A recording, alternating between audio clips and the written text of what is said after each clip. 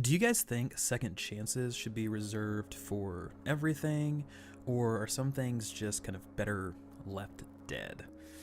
Well, today we're talking about Guardians of Ember. It's an action RPG that failed to make waves on its initial offering. Second chances truly are a thing in this regard. But the question does remain, is this time around any better than the first? Well, I'm Vulcan, and let's discuss. A few years ago, a new game produced by Insel Games and developed by Runewaker, known as Guardians of Ember, hit Steam. I'll admit, I got swept up in the hype. I got watched gameplay videos, I got really kind of into it, and I ended up picking the game up for $40. The game itself qualified at a MMORPG, and it really hit that mark. I will say this genre makes sense for it. It offered a large community, a bustling city streets, a marketplace for commerce. What a wonderful sight. It was like I was in Rome. It was great. Unfortunately, the game was not incredibly fun to play. It was riddled with bugs, odd design choices, and while it did have a few diamonds in the rough, it was more coal than polish. And the game took a turn for the worst, with reviews bombing the title on Steam, to which Insel Games was caught red-handed manipulating reviews by paying for positive ones to be added. Shortly after, the game was banned from Steam, and a quick death followed. The game was still available via Humble Bundle or on Runewaker's website for a long time, but it was a ghost town. No one was playing it. That's when it was announced that the European publisher Gameforge stepped in. They acquired the publishing rights, and they're moving towards a Western re-release. As of last week, Guardians of Ember actually entered its semi-closed beta. I say semi because I just went to the website, signed up, and they're like, here's a key, and I logged in. I wanted to test the waters. What Gameforge did, what actually changed, and how did the game improve over its deeply flawed structure of the past? Well, let's start from the top. Guardians of Ember is an interesting game, one that offers a strong cast of classes to choose from, right? You have ranging from the normal ones, like the Archer, to some of the more edgy choices, like the Dark Knight, for all you Batman fans out there. And it even comes with a decent character creator and 4 races, of which 2 are gender-locked, the dwarf male and the female Nia, which is almost like a small elf-like creature. It reminds me of Santa's elves, I don't know why. But from the get-go, things didn't seem changed at all. Guardian still feels like it's going to be a middle-of-the-road game when you first drop in. It will do some things well and other things not so well, And I had chose an Arcanist at first, a wood elf mage, essentially, and I quickly, ever so quickly, changed to another class after the first 5 levels, because the class was extremely underpowered against low-level basic mobs. I was taking forever to kill level 5 red bars. It was overly squishy, and it was incredibly boring. It was not a fun class to play. Not to mention, it was game-breaking in a way, because my ability, which was a dual lightning bolt basic attack, that was the strongest of all my basic attacks, would cause my game to drop frames, which is interesting. And this is outside of recording, this is outside of anything, other influences. The game was running on high, not very high, because very high was a nonsense type of thing, but it would drop frames and it would stutter. So it was kind of an interesting thing, only on that ability, so it just wasn't optimized, which we'll get into later. So I jumped back and I created a Dark Knight dwarf. So dwarf jumped in, the Dark Knight. A dual-wielding warlord-style character that channels darkness and poison to lay waste to his haters. And this class felt much better. So now that we're back on track, I want to talk about the gameplay. The overall gameplay, the whole thing. It's clunky. It's a clunky mess, right? The bugs from the first game are still present. Occasionally when you're channeling your basic attack, your character will just stand there. It won't do any animations, and you'll just see an ice spear fly out of like your chest. Or you'll see a arrow fly out of wherever, and your animations just stop, just halt. It's very strange. I have honestly never seen anything like that.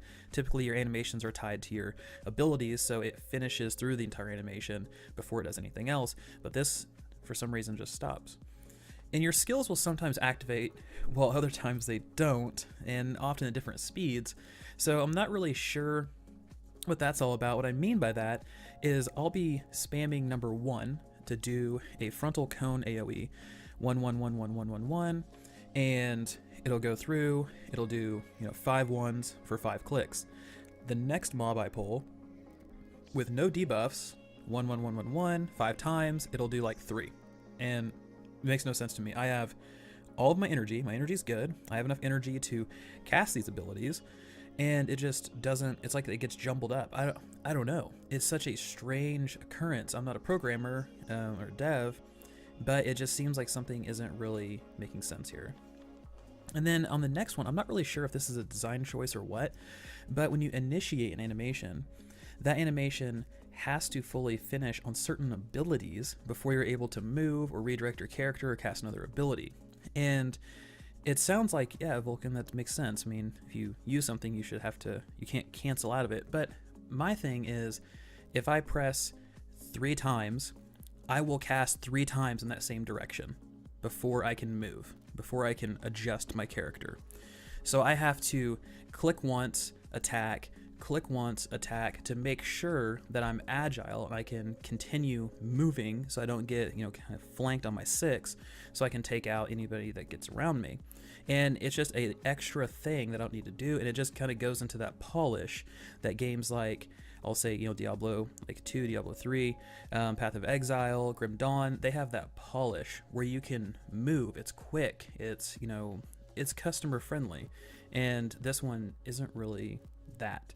So I don't really understand the design choice, if that's what that is, or if it's just a oversight. Not entirely sure, but it's extremely frustrating. And it's probably the most frustrating thing. So I'm not going to dive into the full list of bugs. Those are like the big ones for me. But it really makes the game difficult to really kind of stick around in. Why would you want to stick around in some place like this?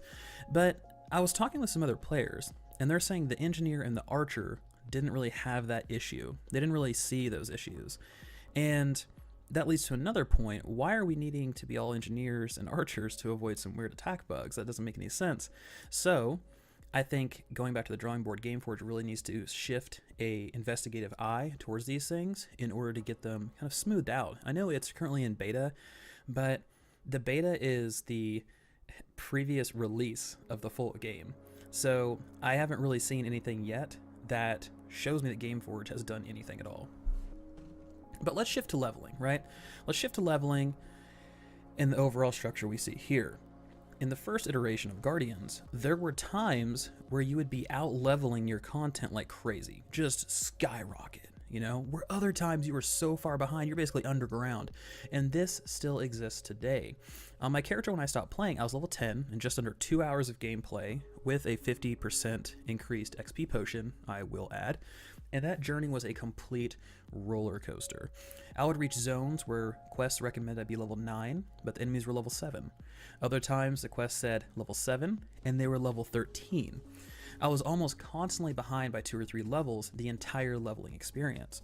I had to spend time grinding dungeons to gather extra experience so I could attempt to level up and then move on to my next quest. And keep in mind, this was all with that plus 50% XP potion that I received from the care package. You take that and you compound it with optimization issues that are still present, which led to game stutters. Sound would cut out, which is kind of interesting, and you have a game that is brutal to level within, in my opinion. So I went to the forums, I checked around the internet, and I made sure, is this just my rig? Is this my computer? One of my friends logged in, and they said, no, it's happening to me as well. So it seems to be something that is out there, something that's with the game itself. But guys, guess what? Not all is bad within Guardians of Ember. It does offer some nice amenities.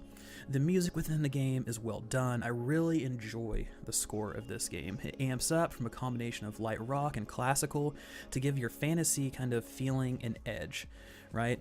It gives you, it gets away from like the harps and the, kind of the lighter stuff and dips a little bit into that light rock, which is nice. And it doesn't overdo it, which is interesting. It's actually kind of a perfect kind of a score put together there.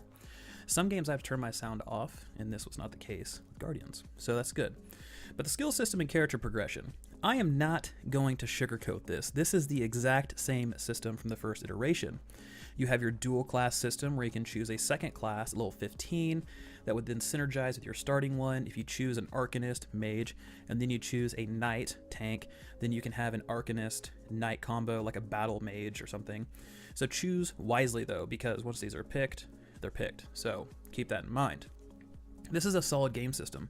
And getting access to a slew of skills and creating your perfect hybrid is always a good addition, and it's very difficult to do this system wrong, because it gives players the control. It puts them in charge of, hey, create your own destiny, have fun, enjoy it. We're going to sit back and let you kind of mix and match. And it offloads a lot of the work, which is fantastic, and gamers like that. So let's, this is a great addition, and this is something that can also help extend the life of your game. But the actual skill progression system is something that I also want to mention. They did accelerate the rate in which you get abilities. It used to be a complete drag, guys. It was such a facepalm type experience. I was like, oh my gosh, this is so rough. You spent the first 5 levels using 2 skills, hoping to work towards a third at some point, and you didn't get a third until you were, I think, level like 5 or 6, and then you finally got a little variety in your life. Gameforge opened this up, and you have a handful of skills early on that you can choose from. So this is a really good move, because it allowed me to kind of slowly pick which ones I wanted, right? Right at the beginning, I had 3, whereas before you had 1, then you at level like 2 unlocked another one, level 3 unlocked another one, and then level 4 you got your second ability, because your first 3, you have to choose one of those. You had to choose one of those. Now it's different, which is nice, but you had to choose one, and it created this like unnecessary constraint. So Gameforge went and they removed that, and they said, you know what, guys, once again, we're opening it up. Feel free to use whichever ones you want, however you want to use it. And that was a wonderful choice. It really was a little bit of music to my ears. But as you level up, you earn points, right? You earn these points that you can invest into skill lines. So you have a starting base skill, and then lines that lead to other skills. And along these lines, they will grant you nodes. And these nodes will give a bonus of some sort. It could be increased crit chance, maybe healing power, movement speed, attack speed. But after you invest those points, unlock those nodes, then you'll unlock variants to those base abilities. For instance, you could have a base attack that's like plus 120% dark damage in a frontal cone. But with a variant, you could gain plus 145 dark damage, plus an additional 25% of all damage done returned to the caster as health. So these range from basic stuff like that to high-end things like plus 425% dark damage, increased movement speed, attack speed, and you taunt all nearby enemies. So you have those kind of bigger abilities, which they call advanced abilities. And along with this system is the passive system. This is available at level 10, and you're able to choose a few passive bonuses. You have things like increase all vampire skills by 30%. So stuff like that is something you can go and choose and help kind of define your character a little bit more. So what I'm saying here, guys, what I'm saying kind of holistically is that Guardians of Ember offers a pretty strong skill system. It gives you flexibility, it gives you potential for build, and it lets you truly define your hero. But besides that, your customization comes in the form of attribute points as you level up, fairly basic. Each level you get 3 of these things. You place them into whichever confusingly named stat you want, things like blood or focus. Each give a variety of stats that can, help kind of increase your character. But be warned, because my Dark Knight, for instance, uses poison and frost, but these are 2 different attributes, so you may have to choose, or you can just split your attribute points into an equal amount of both.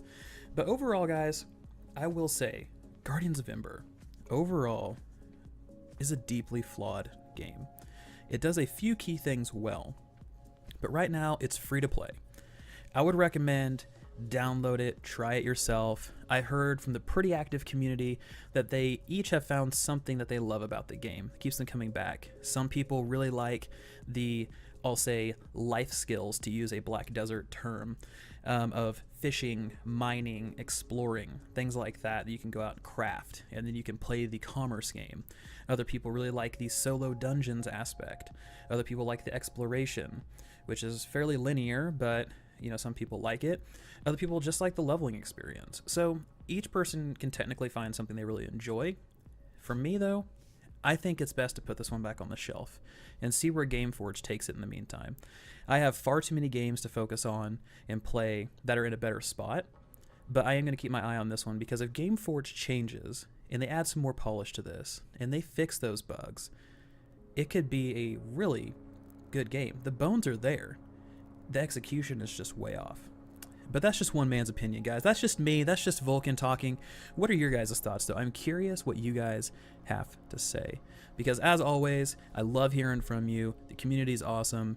And let's get this convo started. All right, guys, this has been Vulcan, and I am out of here.